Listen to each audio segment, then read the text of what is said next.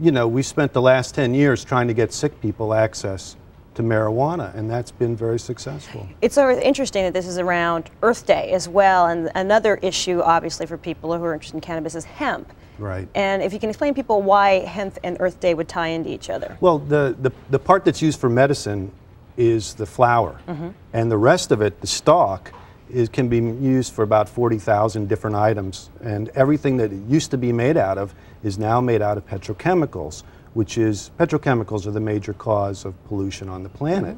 So we'd really like to see farmers growing non-THC industrial hemp as a commodity to replace all these petrochemical products.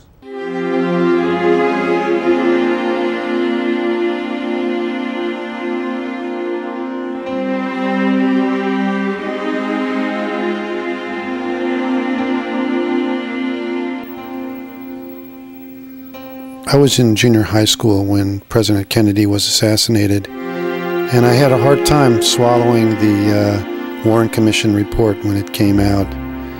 By the time I was in high school, I was convinced that the CIA was actually behind the assassination, and there'd been an enormous cover-up to hide this.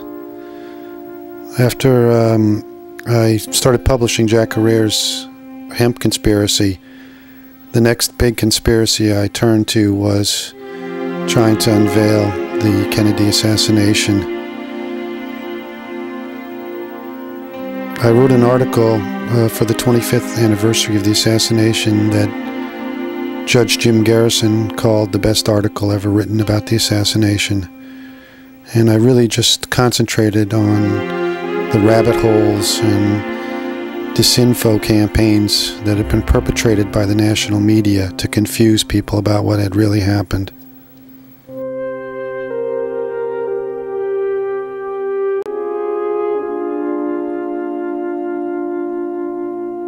I think that what this shows is that the counterculture, which was sort of a spiritual revolution that took place in the 60s, is really kind of like an infant baby spirituality that's birthing. And what you see here is the first real national holiday of this culture is emerging.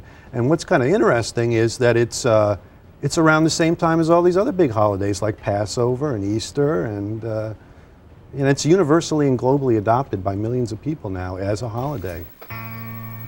After I got hired by High Times, the first big story I did was to go to Amsterdam to interview the founder of the seed bank, a man named Neville, who had created a multi-million-dollar operation by shipping high-quality cannabis seeds around the world. While I was out there working on the story, I ran into some Americans who told me about the harvest festivals that had taken place in Northern California in the 70s. And it gave me the idea of trying to have a similar harvest festival legally in Amsterdam so we could establish a worldwide standard for cannabis. I called the event the Cannabis Cup. Several years later, Ken Babbs of the Merry Pranksters passed through New York. We got a chance to meet. Inspired by the art of the Merry Pranksters, the spirituality of Stephen and Nina Mae Gaskin, and the practicality of the Rainbow Gatherings, I created some unique spiritual events called We. And the primary focus was a Sunday sunset silent meditation in Om. Well, I think the problem is the way you're defining the whole debate, to lump every substance together and call that drugs, but then leave off legal drugs and pretend that that's not part of the debate is part of the whole problem with the way this country's approaching this. In all fairness, I don't think anybody does that. Now, the two most dangerous drugs in America are alcohol and tobacco. They kill 500,000 people a year.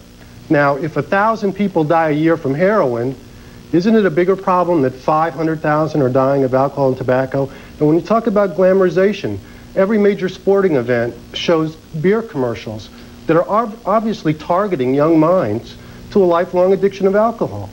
So isn't that considered the glamorization of drugs as well? There were a lot of landowners and festival promoters who contacted me because they knew what I was trying to do with the ceremonies, and they wanted me to come do ceremonies on their property with them. Most of these people now are in jail or they're dead. Roger Belknap and Gideon Israel were just two examples of the freedom fighters who tried to establish events and found themselves put in jail with their assets seized. But the absolute worst tragedy occurred when Tom and Raleigh of Rainbow Farm tried to make a last stand on their property.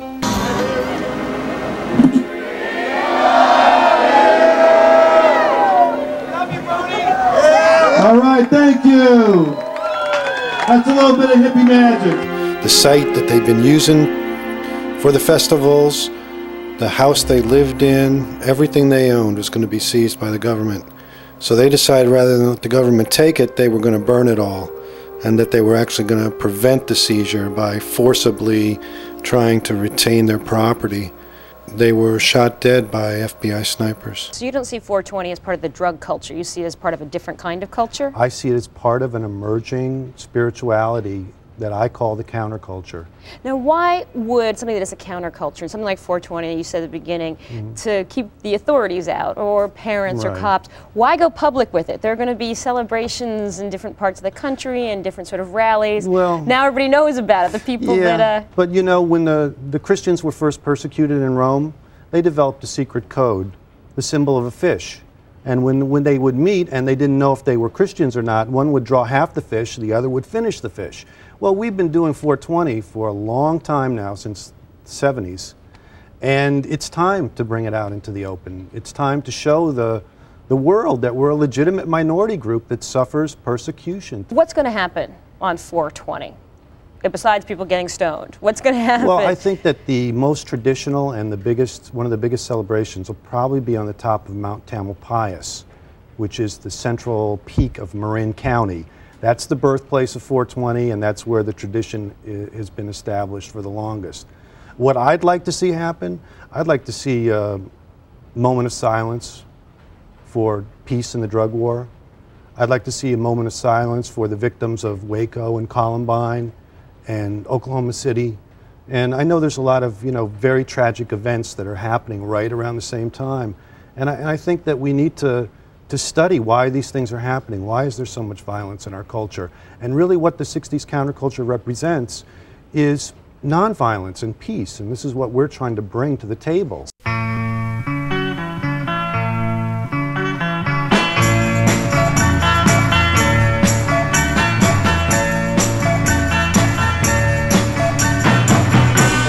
You can investigate who's behind 911 and the global system of banking and military that manufactures war for profit. But don't forget, the culture you create is much more important. Don't think culture is something you buy in a box or watch on television. It's actually the ceremonies that you and your tribe create. Jump out of the box and start creating your own culture.